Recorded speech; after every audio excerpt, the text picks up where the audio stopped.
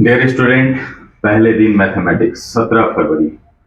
2 दिन या यूं कहें कुछ घंटे आपके एग्जामिनेशन के लिए बाकी है और पहला दिन मैथमेटिक्स। अब ऐसे में आपकी जितनी भी तैयारी करनी थी अब तक हो चुकी। अब रिवाइज थोड़ा सा कर लेने का टाइम रह गया है। मैंने जैसा कि आप लोगों के बीच में प्रॉमिस किया था कि इंपॉर्टेंट क्वेश्चंस एनसीईआरटी बुक और एनसीईआरटी के ही एग्जाम्पलर से दूंगा।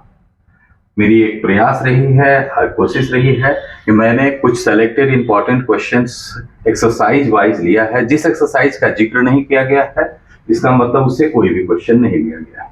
कुछ सैंपल क्वेश्चंस लिए गए हैं, कुछ एग्जाम्पल वगैरह को लिए गए हैं, उन सभी के पेज वगैरह वहां नोट कर दिए गए हैं। देखते हैं कि मेरा ये जो प्रयास है ये आपके कुछ कारगर हो जाए, कुछ इससे मार्क्स आपके स्कोर करने में मदद मिल जाए तो मेरा यह प्रयास सफल रहेगा। मैं श्योर नहीं कर रहा हूं कि इन्हीं 2 किताबों को पढ़ लेने से आपके सारे 80 मार्क्स इन्हीं से आ जाएंगे, लेकिन बहुत हद तक आपको जो है कि विल पावर आपका स्ट्रांग होगा। आप एक बहुत ही विश्वास के साथ क्लासरूम में एग्जामिनेशन हॉल में आप एंट्री करेंगे। तो मैं एक्सरसाइज वाइज चैप्टर वाइज एक एक करके आपके सामने में वो रख रहा हूँ। थोड़े थोड़े देर के लिए आप उनके पास में स्क्रीनशॉट ले लेंगे तो बेहतर होगा। सबसे पहले फर्स्ट में रियल नंबर, एक तरफ एनसीईआरटी टेक्स्ट बुक, दूसरे तरफ एनसीईआरटी एग्जाम्पलर के। तो पहला है आपका रियल नंबर का। इसके बाद पॉलिनोमियल, पॉलिनोमियल में 2 एक्सरसाइज, इधर 3 एक्सरसाइज जो कि एग्जाम्पलर से है।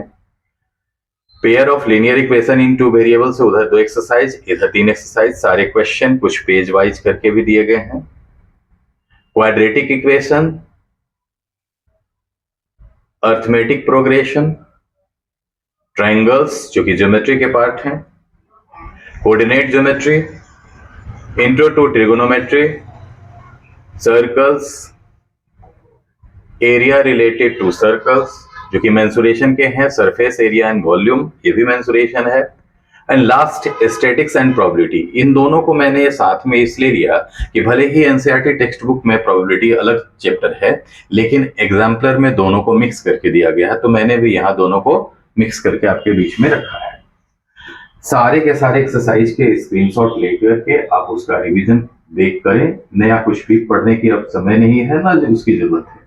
जो पढ़े हैं उसे ही रिवाइज कर लें। तो एक बार जितने भी यहाँ क्वेश्चन वगैरह दिए हैं इसे देख लीजिएगा और देख करके प्रयास कीजिएगा कि इन सारे क्वेश्चंस में से आपको जो भी कुछ अगर कहीं पर नहीं बन रहा हो तो अपने मित्र, अपने टीचर से उससे जरूर समय रहते पूछ लीजिएगा। और अंत में फिर मैं आप लोगों को मैथ के लिए और बाकी बचे हुए सारे सब्जेक्ट के लिए बेस्ट ऑफ लक कहूंगा। निश्चिततः आपको सफलता मिलेगी। Thank you.